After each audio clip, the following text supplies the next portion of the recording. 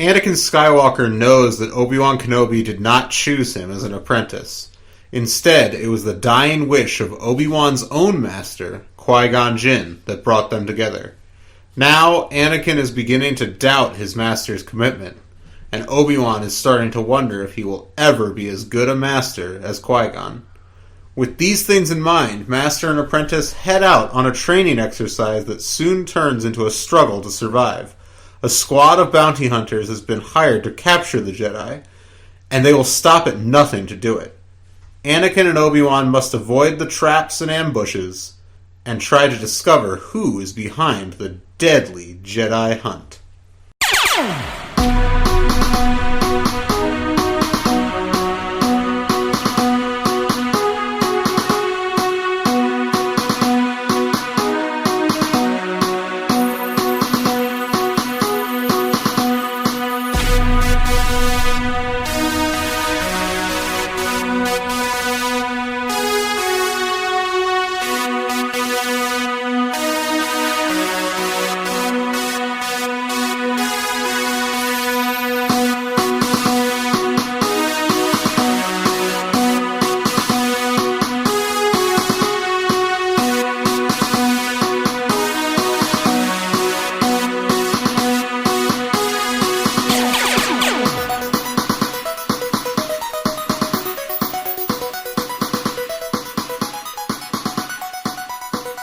Hello, younglings, and welcome back to the Padawan Library.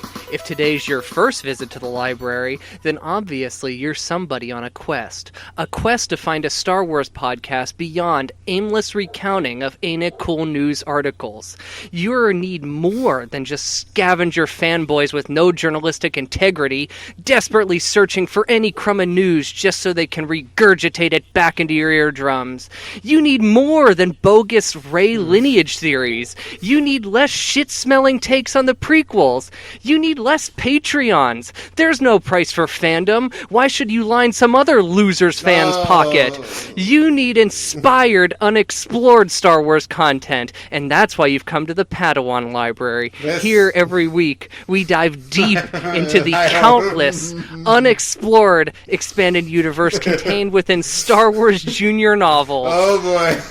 I'm Levi Paratic, and with me, my host, who mostly agrees with me, Tim May. I don't... Here's the thing.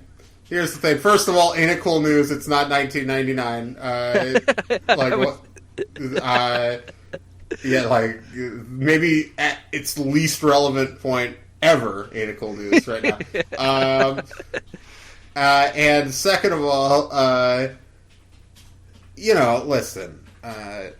you're really shutting the door on any future possibility of us launching a Patreon and if we ever have enough listeners that I want to make some fucking money on this show for once, I would like to be able to do that.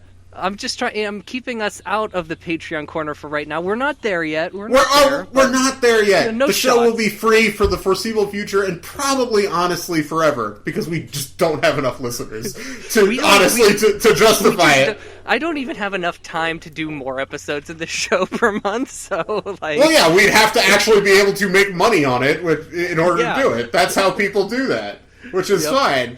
I do not begrudge them their ability to.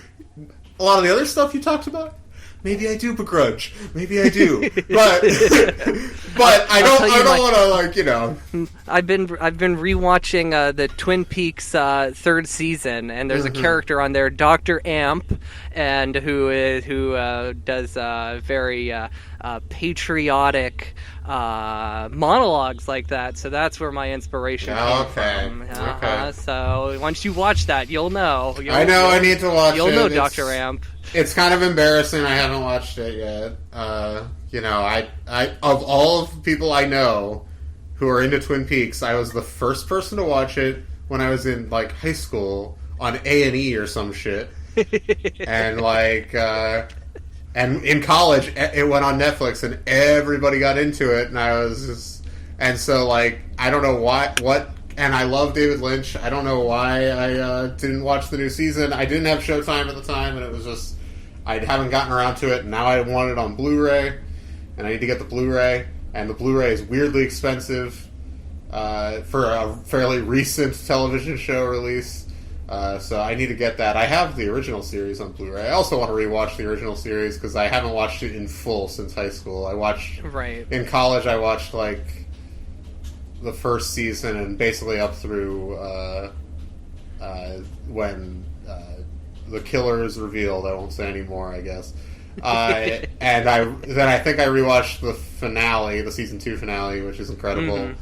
And I've seen Fire Walk with Me a few times, but anyway, this is our Twin Peaks podcast. I'm sure that exists. There's a million of them. But we should just, why not? Like, let's fuck Star Wars. Twin Peaks. David Lynch almost was offered Return of the Jedi or whatever, classic Yes, story. he was. Yes, very classic story. George took him to get a salad, and all he wanted was meat, and there was no meat, only salads. Yes. And there's something about how, like, George had, like, a sports car with, like, a convertible or something, and that rubbed David the wrong way too. I can't remember the exact story. Something like that. But look that up on YouTube because he tells the story in full. And there's a very funny moment where Lynch says Wookiee, and it's just the way he says a Wookiee. This is a Wookiee, David. He just got the honorary Oscar. You know that? Yes, he did. Yeah, I did see that. Congratulations. Yeah, and if there's anybody else in needs of congratulations, it's former Edinburgh University alumni Dave Filoni. That's how I'm segueing this in. Yes, you've been really on tip about that. That's true. Dave Filoni is a guy who went to our alma mater, Edinburgh University, as an undergraduate. And, of course, he's the co-creator of Clone Wars and the co-creator of Rebels. Mm-hmm. And now he's I don't know, he's not credited as co-creator, but he's the co-showrunner, it seems.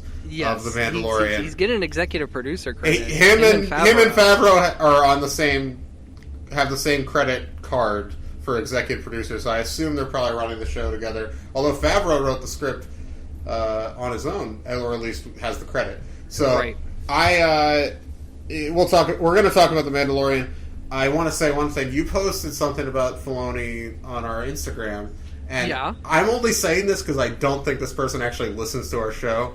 Oh, the person who said shit on Filoni? There is a comment where it's like, I don't trust him ever since he started working for Disney. I know exactly what you're talking about. We don't need to go into it. I don't need to name him. But, like, that's just not the ethos of our show, so I feel like this guy definitely doesn't listen to the show. He 100% doesn't. Because, while we're critical of some of the new regime stuff, we're not, like, freaks that are like making 12-hour-long videos about how Kathleen Kennedy's actually secretly a terrible producer and didn't actually produce like E.T. or whatever fucking idiots. But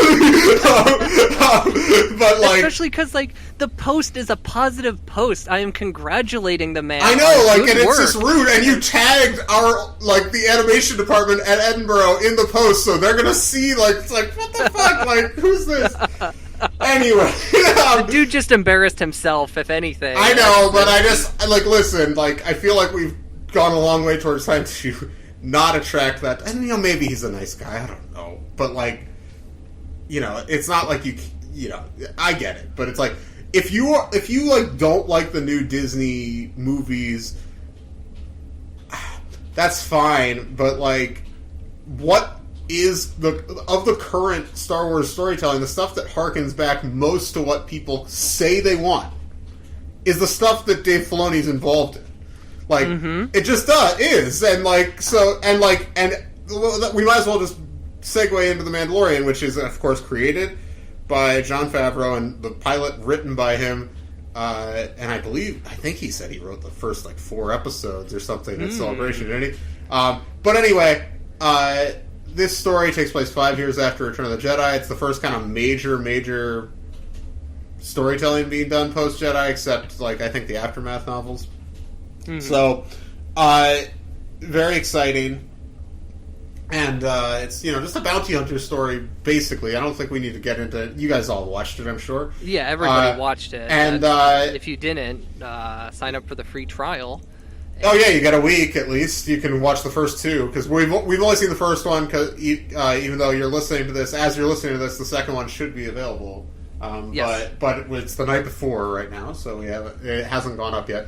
But we're I have to say it's the pilot directed by Dave Filoni, written by Jon Favreau, starring Pedro Pascal, Werner Herzog, Carl Weathers, the voice of Nick Nolte. I don't think the voice. I think isn't he in makeup? Isn't that him? He I don't think that's so much like him. I don't think it's CG. He's short though. He's an Ognoth. I'm right? sure, is that like what he is. I think the face is all him. I think the face is him with makeup, and then they might have done some CG on the body or something. I don't know, or forced perspective, Hobbit type stuff. I don't know. It still looks so real. It just doesn't look like motion capture. Mm-hmm. Yeah, I agree. But he, he's the highlight, of course, of the episode. He is character. I have spoken. That whole so thing. Good. And oh my god, I laughed so. I watched it twice because the end got me. The end got me, and I thought about that end enough that I'm like, I want to watch that again. By the way, we're gonna spoil the episode. Sorry, guys. But whenever I can't remember the creature he makes the Mandalorian learn how to ride. Do you remember what those are called? I don't remember what it's called. A blurg. Oh, blurg! Yelling, a blurg, yeah. And whenever the Mandalorian finally learns isn't that how something to ride Liz Lemon said in 30 Rock? That sounds like something. Sounds like something she would say. Is there a blurg in 30 Rock, Mel? No, that's like Liz Lemon's catchphrase. Oh, that's apparently Liz Lemon's catchphrase. That's what I thought. That's what I was saying. Yeah, I haven't watched the show. Listen, I watched that show when it was on. I haven't watched it since. I feel like Great show. That's the best show. Best. All these Office people watch 30 Rock. It's better. It's just a better show. Well, anyway, it's good all the way through. All of it is good. It's all good. Yeah, unlike The Office. Last couple seasons, The Office. Get out of here. Yeah.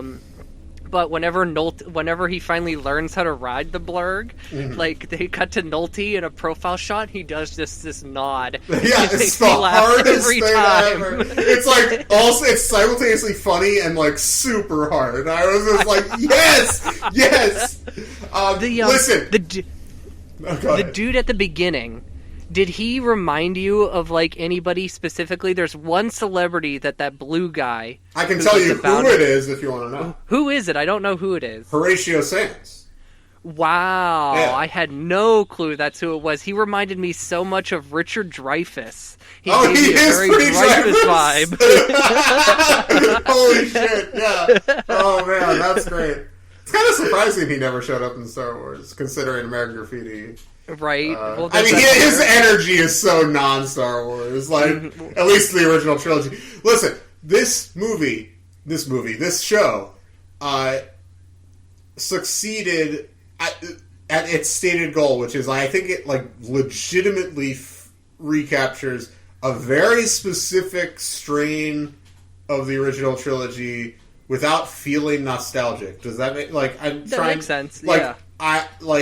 More so than anything I've seen, the creature stuff, which you get lots of new creatures, but you get callbacks to old creatures too, which is, I know, a big bugaboo of yours.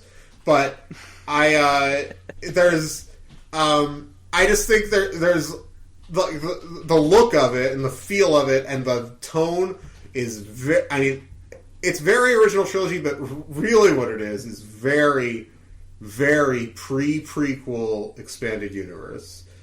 I could see that. It's very close in tone for me, to the Marvel comic books, the early Dark Horse comics, the Bantam novel era. Mm-hmm. It just has that vibe.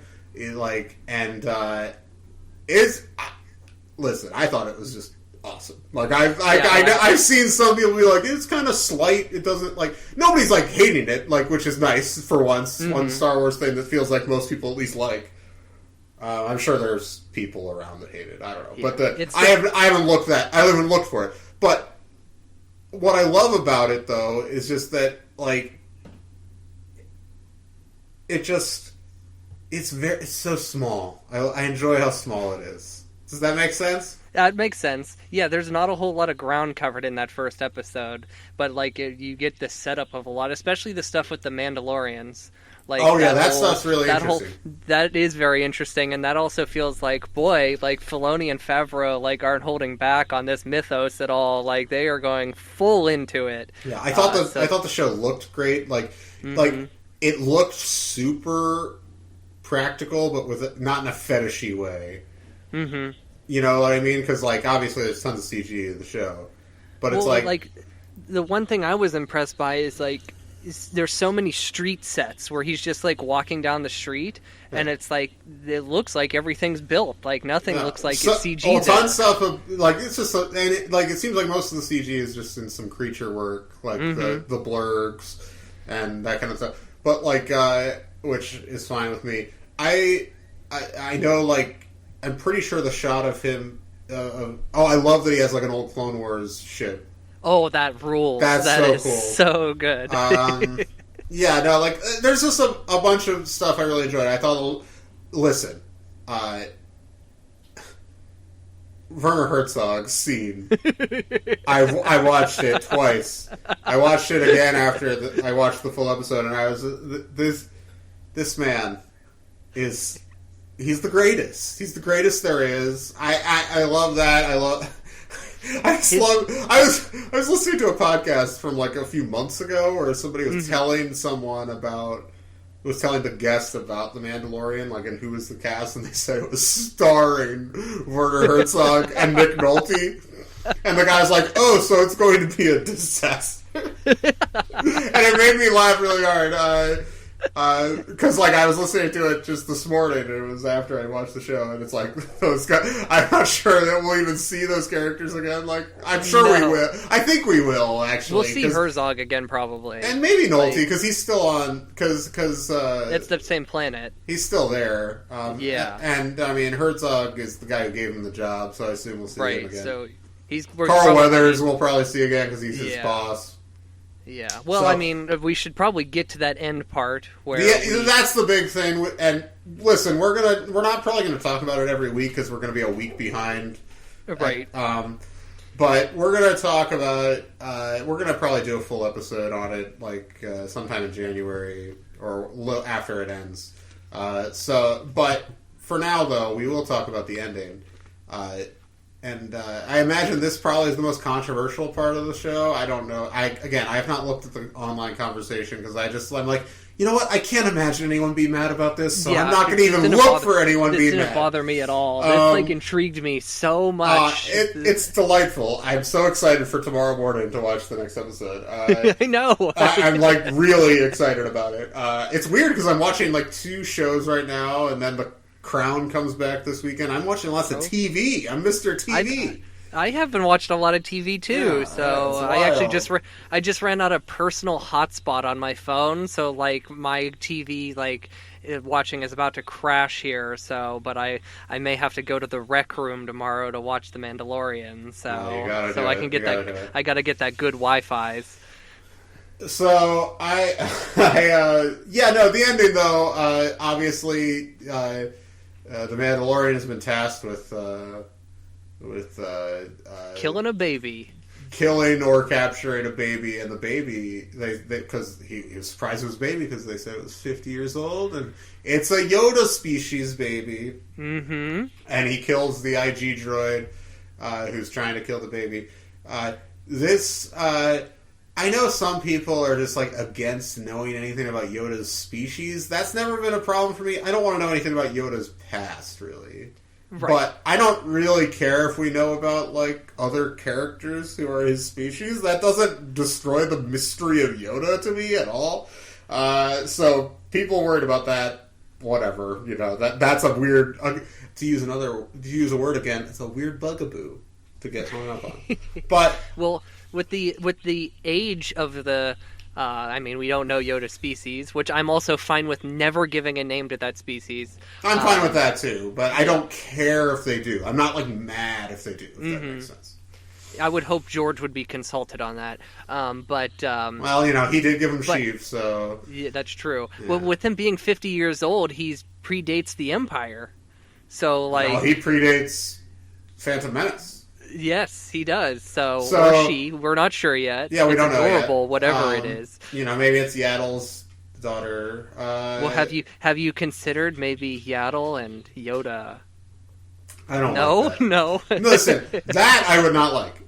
I think Yoda. The only thing that if it's Yoda's kid, that would annoy me for many reasons. Certainly, if it's the product of any sort of sexual activity on Yoda's part, I feel like Yoda is the definitive Jedi. Like I agree. So he would never be. He doesn't. There's not even like. There's no Satine for Yoda. There's no tall for Yoda. So but if his species maybe reproduces asexually, It could be, yeah.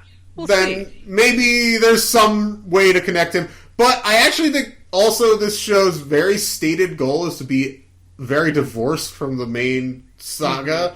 So I don't think that's going to be the case. I think that Yoda will be related to why the person who hired him wants this baby, because we don't know anything about the species, so maybe the species is extinct mostly, is my thinking.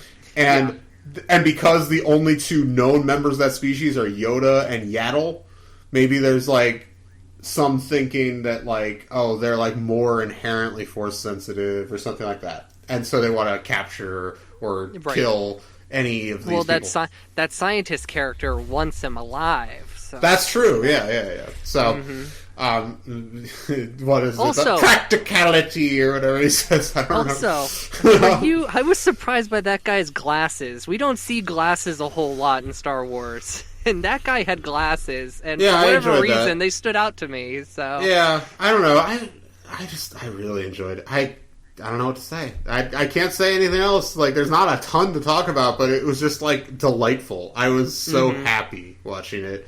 I fully expect that this will be my favorite Star Wars experience of the year. No advanced shots, but let's be real. And it's gonna be the least complicated. I'm gonna just feel good about it, it's nice to just have a Star Wars thing that I have no complicated feelings about. I just am like, this is just fun. I like everything about this. There's nothing there's not gonna be any fucking dumb like Solo is close, even though I don't think that it's not my favorite of the new movies. Like everybody knows I'm the Last Jedi boy, but Solo is like close in that it's just kind of there's not a lot there that can get you mad, but then there is I'll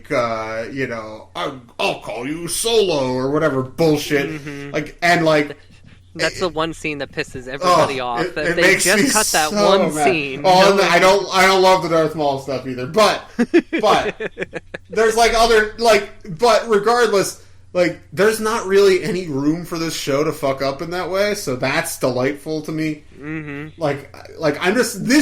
This is what the future of Star Wars really is these stories that are totally unrelated, and that gets me excited because I'm like, there's nothing that can make me mad about that. If it's a bad movie or a bad TV show in the future that's just about rando characters, new characters, then it's just bad. Whatever. You know what I mean? I just shrug it off. I'm like, the weight is off the shoulders of these people making these shows.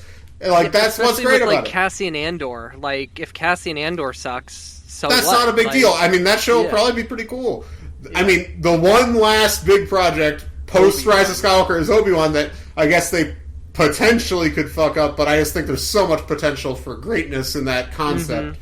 And thankfully, Rebels really boxed them in canonically. Yes, he with can't leave Tatooine. Yeah, so I mean, I think the original movie already boxes them in there, but it's double boxed in. So I think we're gonna get a cool story where he's just on Tatooine, maybe helping some townspeople or something. I just see it as a samurai movie. He's just a lone samurai. He walks into town, he sees trouble, and he gets mixed in it. The real the model should be there. There's a great book that was one of the last books that was published before the turnover, or the handover in the Hong Kong, Great Britain, China parlance, 1997. Oh God. Why am I talking about it?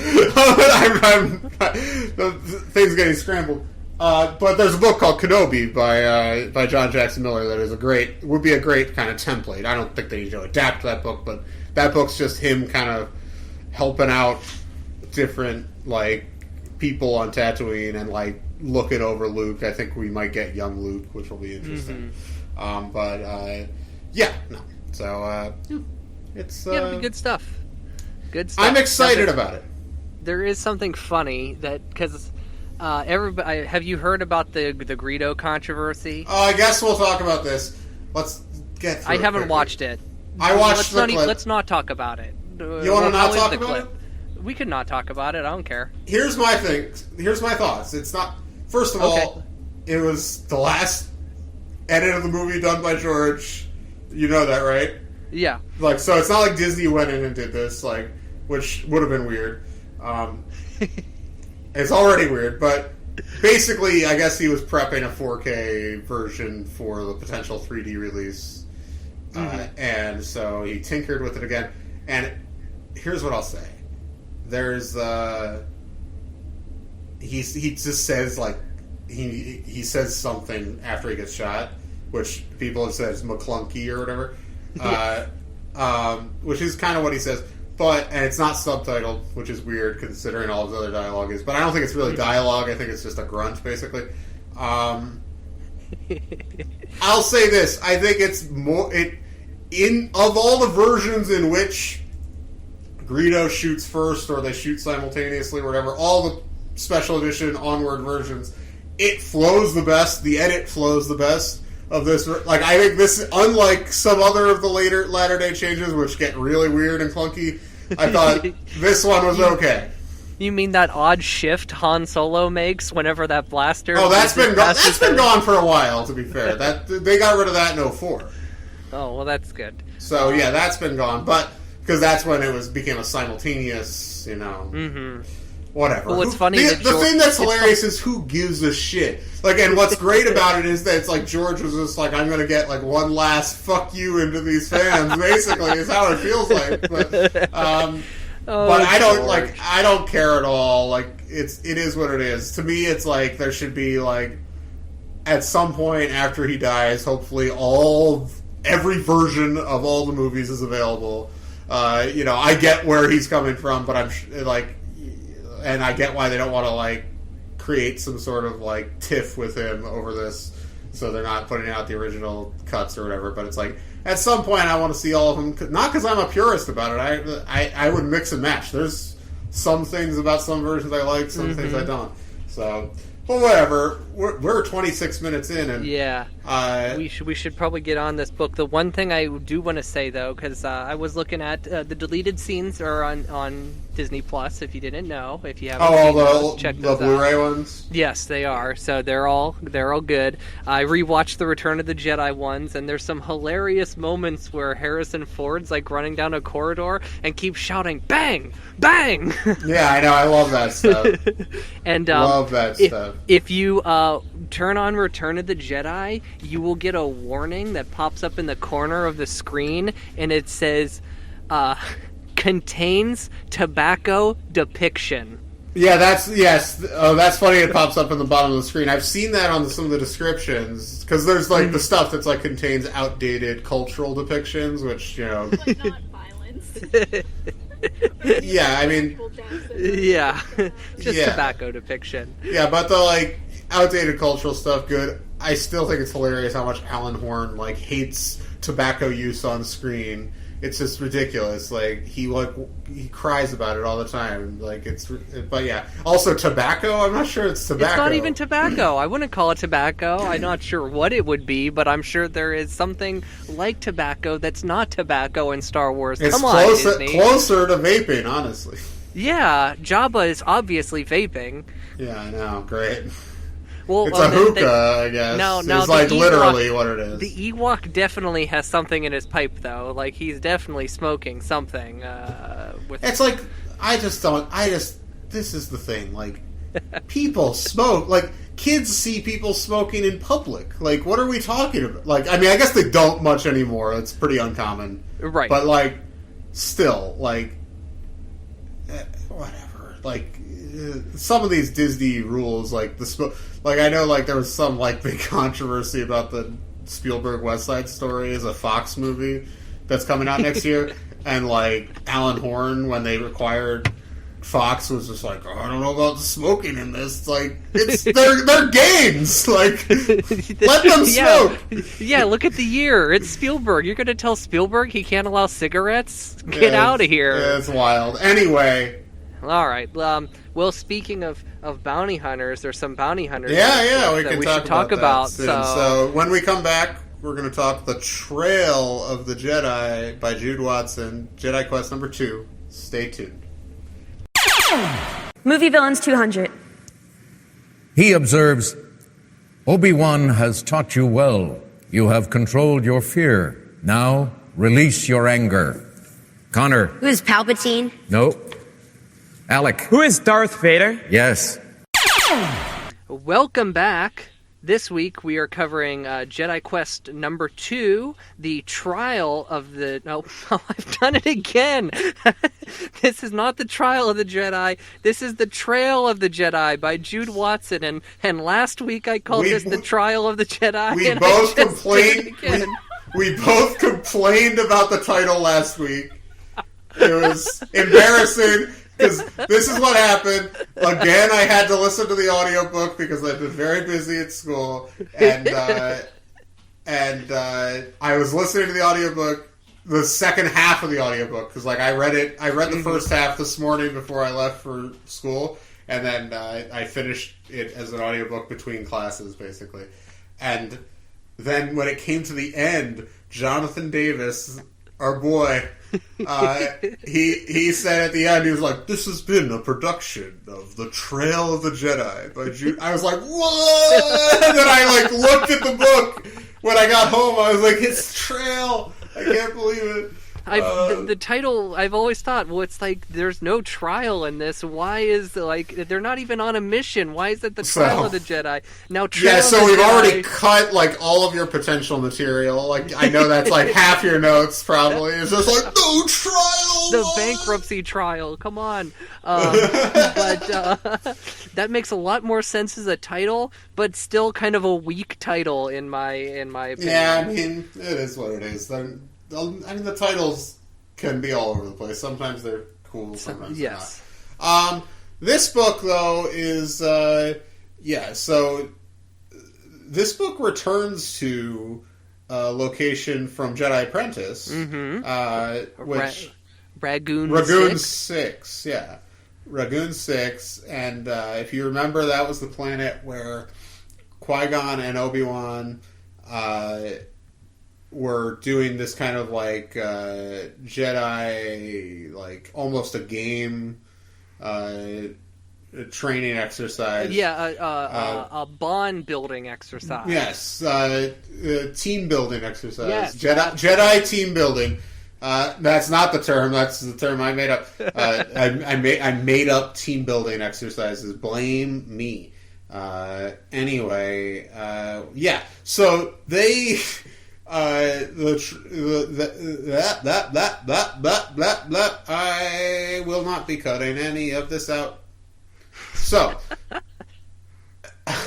but they do. The Trail of the Jedi is on the planet Ragoon 6, and remember they were interrupted by Qui-Gon had his premonition about Tall, which led into that whole storyline in Jedi Apprentice. So, and this book posits that they went back eventually later, closer to the events of Episode 1, and did this exercise when they were both older. But this is Obi-Wan and Anakin, you know, they are not quite bonding the way that either of them want them to. Obi-Wan's like... Anakin's starting to realize, like, Obi-Wan might be doing this out of obligation to his old master because his dying wish was for him to train Anakin. And he's like, oh, like, so can I actually have a real bond with him, or is this just an obligation for him? And Obi-Wan's like, why am I not as good a master as Qui-Gon? So that's really the conflict of this book. They're trying to come to terms with their roles as a master and apprentice. Yes, they are. Yeah. And so they're going to do this team building exercise, and they're following around. They're tracking another Jedi Master, and his name is Ren Horan, Honran, Ren Honran, and not Ho-Ran. So anyway, they're tracking him. They, of course, end up battling some beasties. They get trapped in a cave full of water, and then they wind up. Yeah, all this stuff happens, which is very well written. I don't want to I wasn't bored at any point, but it's not worth recapping here. This is why the new format works, people. Why it works. So anyway, Anakin and Obi-Wan, after all this stuff happens, they almost drown in a cave, they fight some beasties, they wind up running into a young girl about Anakin's age named Floria, who claims to be from the planet Aton, and Aton teenagers are whatever, we don't need to know about all this. What happens is she gives him this big old sob. She gives them this big old sob story about how she's, her she's from this planet where they do wilderness expeditions when they're teenagers, and like she's been separated from the group, and then she found their transport was all burned out. It was burned out husks, so she's like, oh, she thinks that all of her friends are dead. And all this stuff, and they go check it out. It is burnt out. No human remains, though. And she's like, "Oh, that's good. And then ultimately, though, they run into a bounty hunter. Okay, when they're with Floria, and the bounty hunter is going hard at Obi-Wan and Anakin, and they wind up handling the bounty hunter, but then it's kind of revealed that Floria is there actually with her brother, and her brother are actually bounty hunters, and she was just giving them the old sob story. Trying to lead them on, and then so we also learn here that so they're brothers.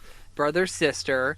Dane is the name of her brother. Dane, right, Dane, yes. sorry. And Dane and Floria are, nobody believes they're good at their jobs. They were, I think they were orphaned at some point. And then they ended up working for some sleazebo, some sleemo. There's a good scene, actually, between Floria. This is what... We can pause for a second here on the plot stuff, because I do think... There was a lot of... we complained a lot last week about Anakin being such a little shit in the last book. Mm-hmm. And while Anakin has some of those traits no matter what, in this book I enjoyed, before the ruse is kind of revealed with Floria, he's very, empathetic with her, and, you get the sense of, what makes him a good person. And, so there's this moment where after her ruse is revealed, where he asks Floria about her parents, and she doesn't want to tell him about the truth, and then she's like, "Where are your parents?" And he's like, "Oh, well, my mom's on Tatooine. She's a slave." And she's like, "Oh shit." She's like, even I can't even she's like, well, my parents are dead and that sucks, but those are roughly equal problems, but equal maybe not, but you know what I mean. Then so they became bounty hunters, and they reveal, Obi-Wan's like, I don't want to hear about any more of your sob story. What's going on? They tell him that they have been hired along with 3 other bounty hunters to hunt and capture the Jedi on this planet. The Jedi team, meaning Obi-Wan and Anakin. Right. By, what's the guy's name? The Granta Omega. and he is one of the richest people in the galaxy. Yes, That's how he's described. Yeah, and apparently he has hired these people for mysterious reasons to capture Obi-Wan and Anakin, and so their ship gets destroyed. They have to figure out... They have no comm. They have no comms. They can only assume that the other Jedi he is captured or missing. Yeah. They have to take on the other bounty hunters. There's this... what else do they do? Oh, there's this whole scene where one of the bounty hunters is like tossing like thermal detonators at him. He's got battle droids, and Obi-Wan defeats him by basically causing the guy to slip into a thermal pool, basically a hot spring. And Obi-Wan's like, "Hey, you better get out of there. All those thermal detonators on you will explode." And the guy's like, "No, you don't understand.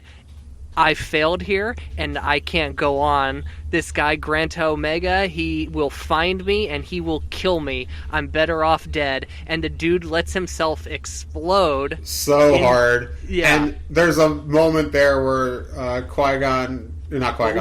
Obi-Wan, he kind of, like, essentially meditates on it for a second. Yeah. Essentially, like, prays for his eternal soul, if you will. So...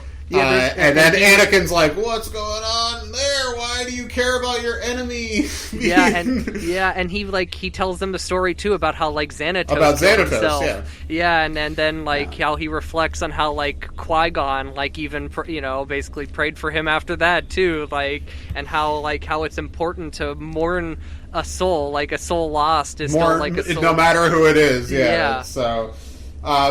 Which, reflects back, I think I remember there was a Qui-Gon moment in Jedi Apprentice where I don't think it related to the Xanatos, but he was saying something about it's like, as long as, or it might have been about Xanatos, I think it was like, as long as Xanatos lived, there was a chance that he could change his ways, and now there's not, and that's worth mourning. Mm-hmm. So, which, that's the Jedi way. So, before we move further, speaking of Qui-Gon, I had marked down on page... This is much earlier in the book. I had marked down on page 12, I wanted to read something that was kind of a Qui-Gon moment. Let's see. Oh, yeah. Obi-Wan thought back to his second visit to Rangoon 6. It had been close to the time when he and Qui-Gon had left for Naboo on what would become their last mission together. But on Rangoon 6, that ending was far away. They had enjoyed the tracking exercise, the time together, the break from their missions. For even then, they had known that the galaxy was changing.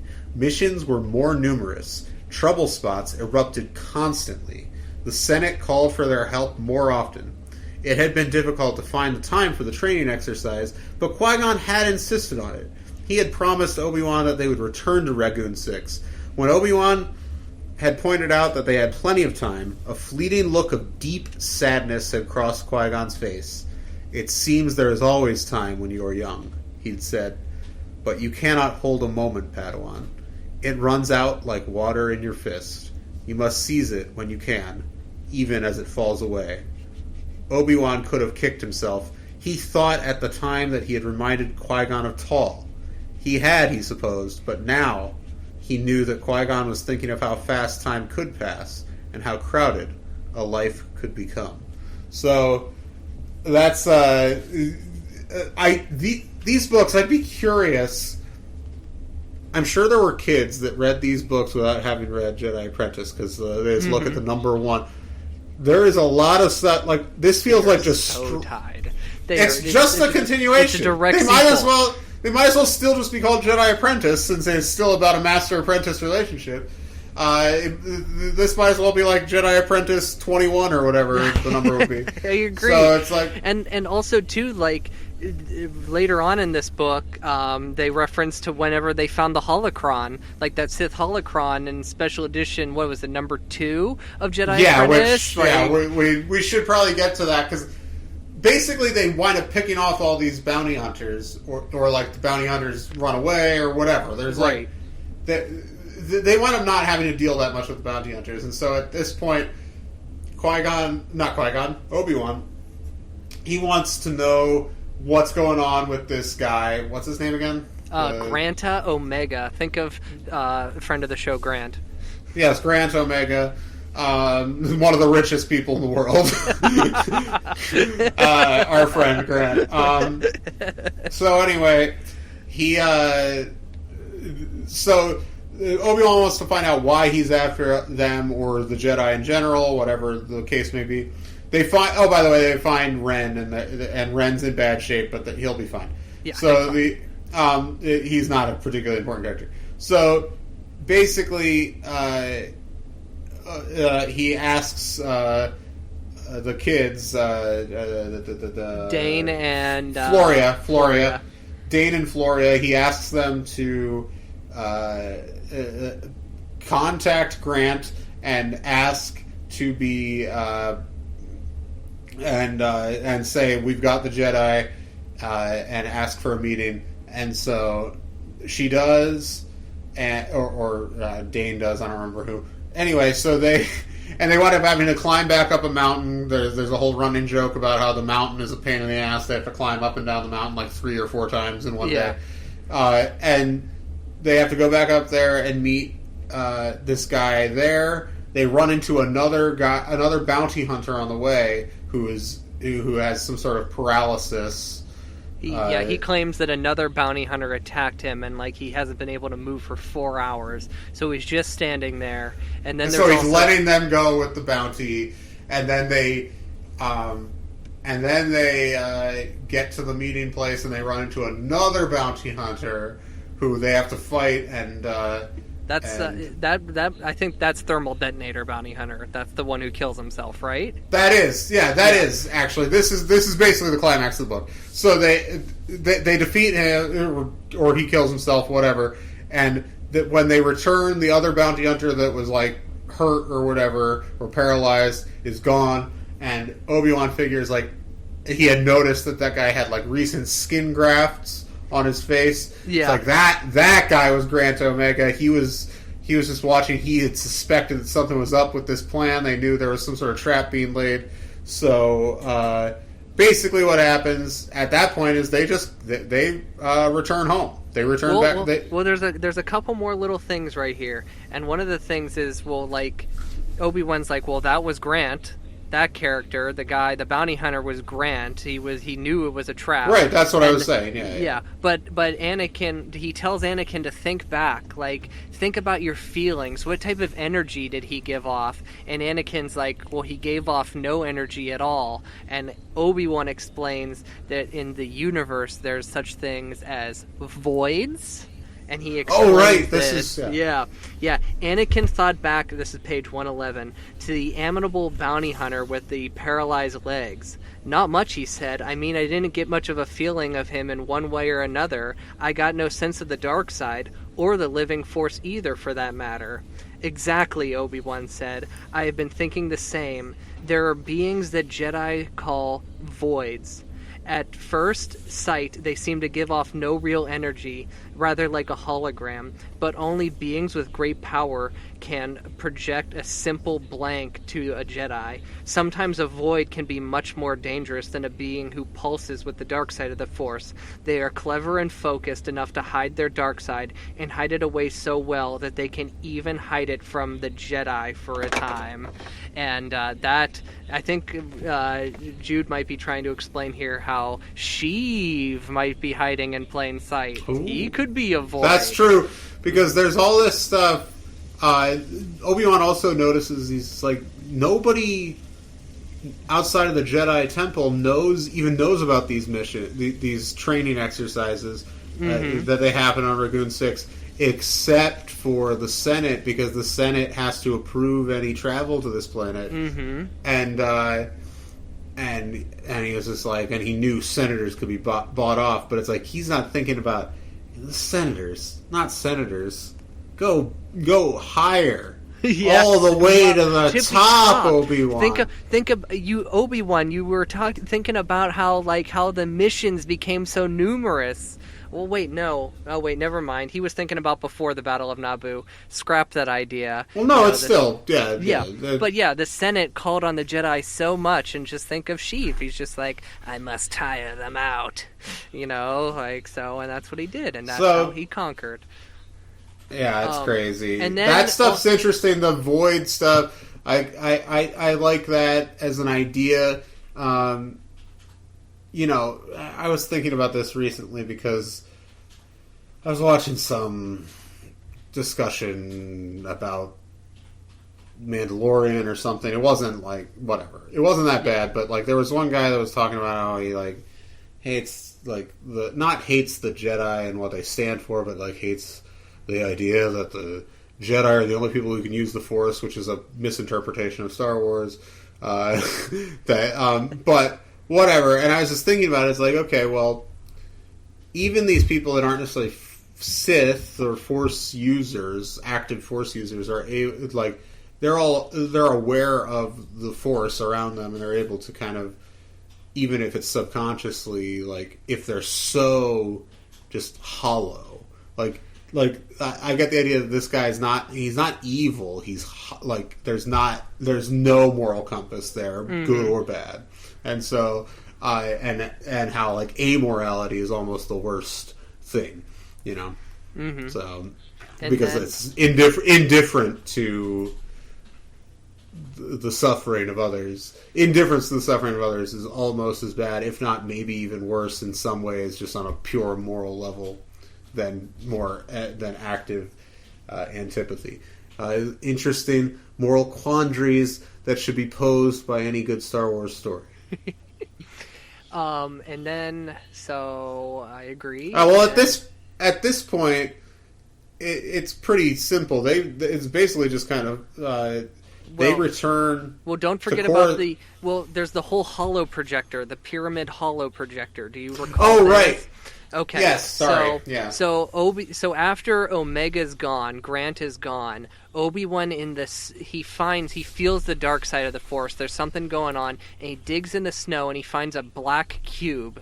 And the guy who committed suicide said something about the pyramid, and speaking of the pyramid made him think of the shape of like a Sith holocron. It got him scared. So Obi-Wan finds this black cube. He opens it up, and inside is a triangle, a pyramid like holo projector, and it starts to flash like just scenes of violence, murder, death, just all things terrible.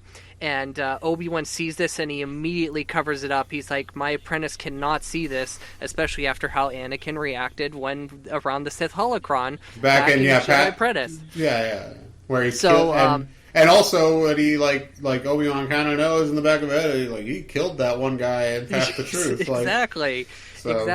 So there's this whole thing, and throughout this whole book that like Anakin feels like Obi-Wan is not like telling him things, and there's a moment in this book where Anakin turns around and says, "Why are you hiding stuff from me always?" And Obi-Wan kind of brushes it off, but Obi-Wan kind of like he thinks about it, and when he thinks about it, he like realizes, Qui-Gon never told me things. Qui-Gon always kept me in the dark, but I was okay with that. Anakin is not. Anakin wants to know all of these things, and he always talks about like how Anakin has Shmi's like caring heart. Like he's thinking about like what Shmi gave him, this open heart and everything, but that's why Anakin like wants to learn all of this. And then finally like Obi-Wan realizes this revelation where he's just like, I cannot keep treating Anakin like he's the younger version of me. I cannot treat him like myself. I feel like I am not Qui-Gon, and I need to recognize that doesn't make me a failure. I'm a different person, and I have to recognize that Anakin is not myself. Right. Even though this relationship obviously is parallel to something from my past, it's not the same relationship, which is a good metaphor for a lot of things in real life. So Yep. Because people bring their baggage from their old relationships, friendships, romantic relationships, whatever, to new versions of the same kind of relationship, and they fuck things up. And Anakin needs to not do that. It's the same thing with parent. It's closest to a parent-child relationship, of course, where it's like if you had a terrible relationship with your parents, there's constant anxiety that you're not doing if you have children. So that's interesting. Yeah. Yes. And so it's in this moment Obi-Wan is like, I can't lie to him about what I have here, and he tells him, like, hey, there's this holoprojector. It's obviously a sign that this Grant Omega is a very powerful being, and he wishes destruction and evil. He could be working with the Sith. I don't think he's a Sith. He could be working with a Sith sect or a cult of some sort, and he's bad news. And when he tells Anakin this, Anakin's like, you're right, like, we got to do something about this. And so they go back to Coruscant. This is where we wrap things up. So and they have to turn in the two kid bounty hunters, Floria and Dane, but they can kind of see that they're going to get around all of this, like they're going to be able to weasel their way out of the controls. Like, what am I talking about? Essentially, they have to turn them to the authorities. Yeah, because they've committed crimes, and so but they seem to be able to handle themselves. Like, Floria has given the social worker a big old sob story, a fake sob story. They're going to weasel their way out, and Anakin's like, oh man, like they can't be alone. Like they can't be on their own. They're too young. And like Obi-Wan's like, well, you can't save everyone. Like, that's not the point. The point is to let people find their own way. And obviously there's a balance. That's the balance that the Jedi have to strike. But it's a reasonable lesson too, where it's like, some people aren't. You need to find those people that you can help in the moment they actually want your help, as opposed to like, these kids, they need to find their own path. So then the book ends with Obi-Wan wants to check in on a diner. Not Dee Dee's diner anymore. Yeah. Now it is Dexter Jettster's diner. Dee Dee and Astri have gone off to live. Astri got married and moved to the Outer Rim. Astri gets married, and she and her father and her new husband go off to an Outer Rim planet to retire, essentially. And before that, though, Dee Dee sold the cafe to Dexter Jettster, introduced Obi-Wan to Dexter, and Obi-Wan loves Dexter. That's what he said. That's what he tells Anakin. He's like, I think he's a jolly old fellow. The book ends with them at Dexter's diner, and he asks Dexter, like, do you know anything about this Grant Omega guy? And he's like, I've never heard of that guy, so is he really the richest dude in the world or whatever?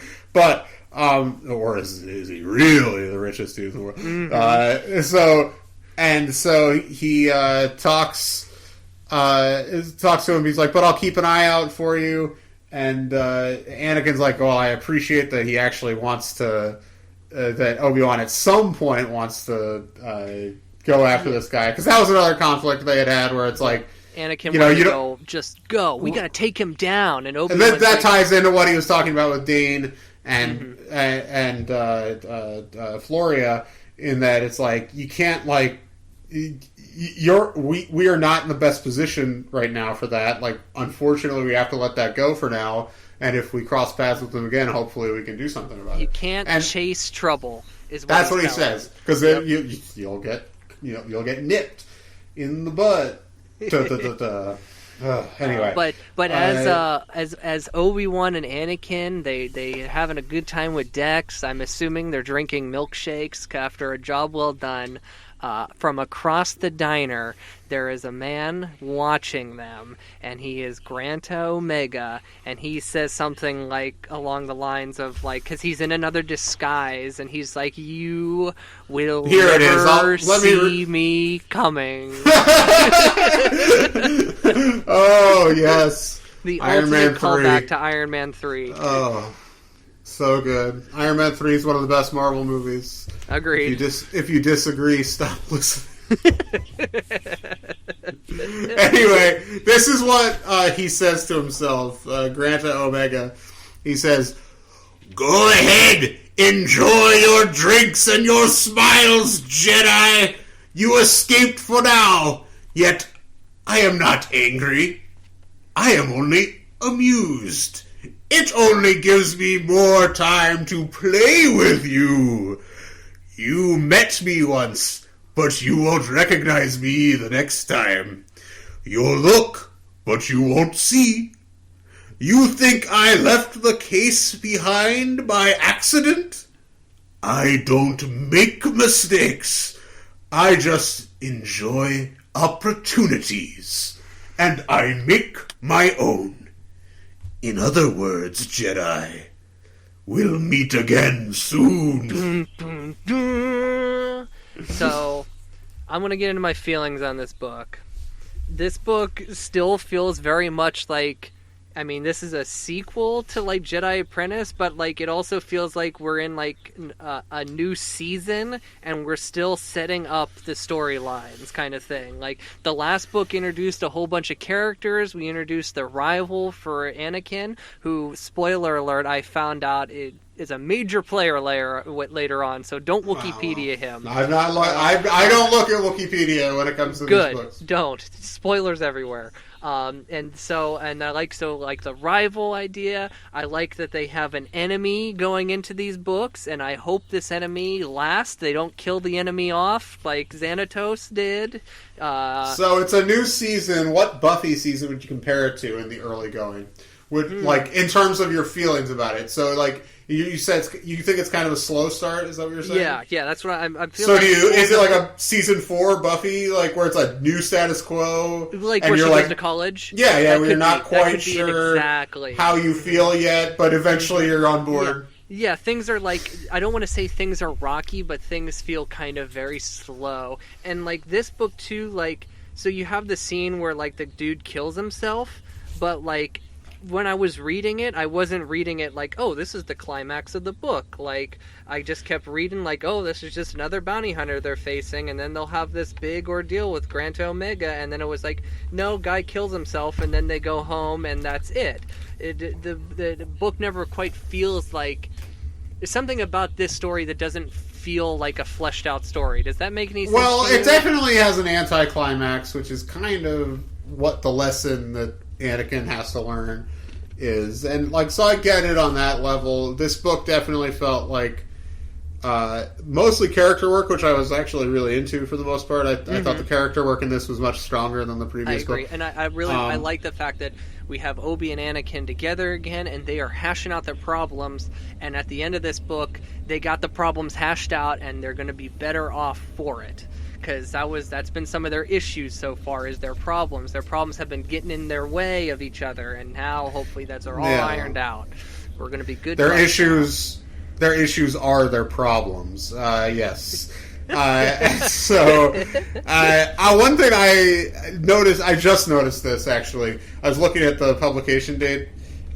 This and the Way of the Apprentice, the last book, were both published in May of 2002. So these books were put out essentially at the same time, maybe a week or two apart. But as episode 2. But they were like, normally the Apprentice books were released every other month, generally speaking, or most frequently at like a monthly pace. So I'm curious. I don't know. I'm not going to pull out all the other books to like look at the dates. I assume it's going to be a slower pace, considering this is a shorter series over the same length of time. But right now, it does feel paced in the same way as the Jedi Apprentice books, and because there's about half the number of books, I do wonder how that'll affect the overall arc of the story. If that makes sense. I mean, Apprentice was split into shorter story arcs, so I think it's it'll be. They can break it up a little bit. But one thing I do want to cover in this book, because this covers something in episode 3. The running joke of Obi-Wan telling Anakin not to deal in absolutes. Yes! Which, of course, only a Sith would deal in absolutes. The famous line from Revenge of the Sith. This line is, like, showing up in these books, and that's very interesting. 3 years early. 3 years early. Probably at least 2.5 years before Jude would get a look at that screenplay. Unless George was like, hey... don't deal in absolutes. And she was like, oh, okay, all right. Yeah, well, I'm sure that would have been through many different emissaries or talking to her editor. Through many something. channels, but, yes. But regardless, I think it's... I like that running joke. It's very fun. Their dynamic is really solidified in this book. That's what I liked about it. I agree that it's like it feels like kind of a half thought in some ways as a book, but I'm really enjoying the series so far. If we sounded more negative, I don't like it as much, but part of that's just. If you look at the first few books of Apprentice, they're kind of rough too. Like, we liked them a lot because the show was young and we weren't as discerning, maybe. But like that series took. I would say the third book is when that series really takes off. And I loved Path to Truth, the Jedi Quest like hardcover book. Yes, that book rules. So like that's like one of the best books we've read for this show. So I'm not like that worried really. Going forward, I'm waiting for like there to be. I'm waiting for the first real story arc. Is that, and that's what these series I judge them on. A lot of the standalone books in Apprentice are of varying quality. Some of them are very good, but like a lot of them are kind of just okay. But the story arcs are all like really good. So like that's what the series can be judged on. We're still setting up Season 4 Buffy, new characters, new setting, we'll get there. So here's the thing, will Last of the Jedi, will that be Season 5 Buffy, maybe the best season of the show, or will it be Season 7 Buffy, definitively the worst season of the show? Or will it be Angel? Let me blow your mind there, huh? It could be, because it's not really going to have much of Obi-Wan in it. So it could be closer something to else. Angel. It Hopefully, else. then I hope it's Angel season 3 or 5. Yes. That would be nice. 2 is okay too. Patrice a couple weeks ago was talking shit on it. So anyway, who? Our fan letter. She remember in her letter she said she didn't like Last of the Jedi. Yeah. Well, we'll see. We'll find out on our own. So we'll with see this how we all feel. being said, the last book I think I gave a 5. The book before that I gave a 10. This book, meeting it somewhere in the middle of those, I'm going to give it a 7. And I'm going to flavor it Dexter Gesture, because that whole little bit at the end of Dee Dee's Diner being sold is silly. I like the idea that when I watch episode 2 now and I see Dexter's Diner, I know that's what Dee Dee's Diner looks like. Dee Dee Odo, pour one out for a real one. One of the greats. I don't think we'll see him again, which is a bummer. One of my favorite characters. Astri, one of my favorite characters in the series. And I'm going to give it... I'm also going to give it a 7. I know we agree all the time. It is what it is. I'm not going to just create some sort of disagreement for no reason. So, and I'm going to flavor it with Floria and Dane, because I'm just going to say I like those characters. Those are classic Jude characters. There's a great moment where Obi-Wan's like, these are exactly the kinds of people that Qui-Gon would have befriended, which I enjoyed. I love these like 1 book or 2 book or recurring Jude characters are a lot of fun. I'm glad that we're getting new ones. I hope we get more from the old days too to come back. It seems like we will. I hope we get some more True. Oh, we're gonna get True. True's coming back, but. One last thing about this book. We didn't talk about the cover. Listen, here's the thing about this. This cover is weird. I think if you take everything but the faces out, it's fine. Yeah. It's the you fireworks. You put them on the fireworks, and also the lightsabers are just just crossed lightsabers, and bodiless lightsabers. And Mel kind of, when she saw this cover, she laughed at this because she was like, "Why would they hold their lightsabers so awkwardly?" Like, she took it as like they're holding their lightsabers like that. That's what you would think just from afar, but then you look, it's just like, oh no, it's just 2 floating crossed lightsabers. Also, one of them is green, and that one neither looks of them. Neither of them have a green lightsaber. No, and the one that's green looks like Vader's lightsaber, and then the one that's blue looks like Anakin's lightsaber, but it wouldn't be the right lightsaber. It would have been post-Episode 2 lightsaber. That's what it looks like. Whatever. These covers Who are bad. cares? So, I will say this. I discovered that these books... Remember how Jedi Apprentice was getting, like, reprints in Malaysia? And, like, they were just rotoscoping the covers really poorly? They're doing the same thing to this book series, and the rotoscope version of this cover is so grotesque. Oh, make sure you throw that on the Instagram. Yeah, I will. It's so bad. So this is what. Man, we're running short lately. I'm sorry if you guys got used. It's the new format. Partly, it's also we're both busy and we're in more of a rush the last few weeks. Maybe when we relaunch in the new year, it'll be back to 2-hour episodes. Who knows? We're still discussing these books. We're getting very hitting all good. The points. We're hitting all the points. I think we're refining the program. So,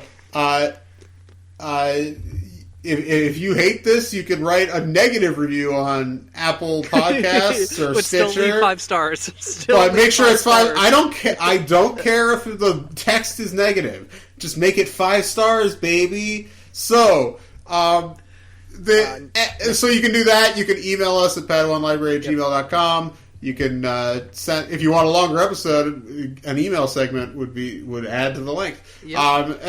Then you can check us out on Instagram, Facebook, Twitter. What's wrong?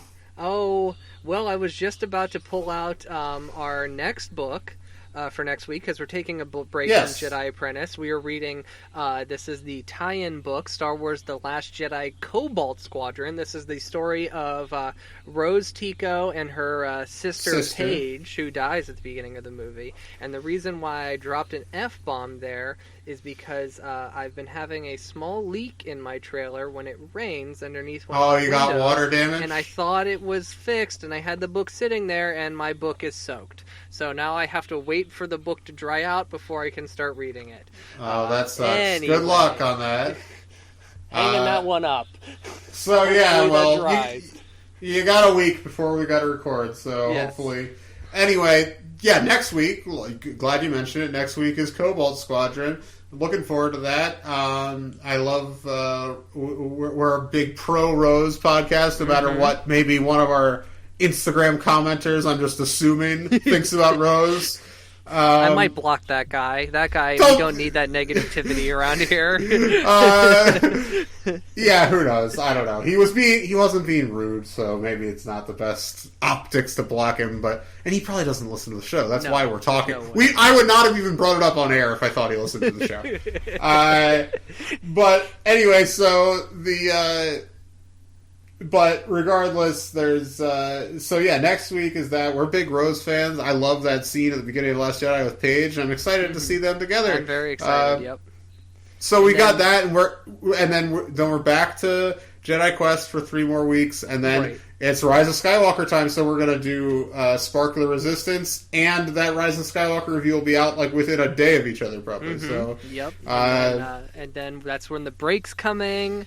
We're all gonna... We'll talk Mandalorian somewhere in there. Yeah, because we'll do a Mandalorian wrap-up, that kind of thing, and then we'll come back, maybe a month, maybe a month and a half, maybe 2 months, we'll see, but we're gonna come back It'll be end of January, beginning of February, somewhere in that range. Yeah, it'll be about the time we actually started this show, close to our 1 year, so... Yeah, so we need the break, it is what it is.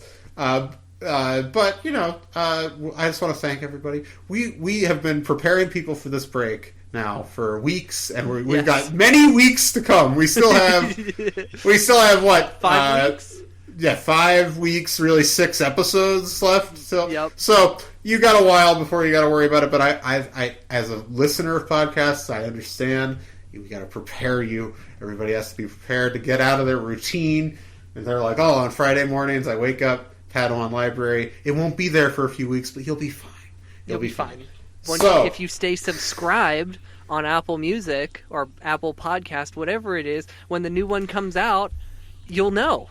It'll show up right on your phone. And again, we might do a couple bonus episodes loosey-goosey things like Mandalorian or whatever in the meantime. But, yeah, so we've got, like the show's not loosey-goosey enough. But, yeah, those will get loopy. Anyway, thank you for listening. Yes. Until the books are due back. The library is closed. Padawan Library is hosted and produced by Tim May and Levi Peretic. It is edited by Tim May. Our theme song is by the Astral Project. Our artwork is by Freddie Funbuns. Padawan Library is copyright 2019 by Tim May and Levi Peretic. All rights reserved.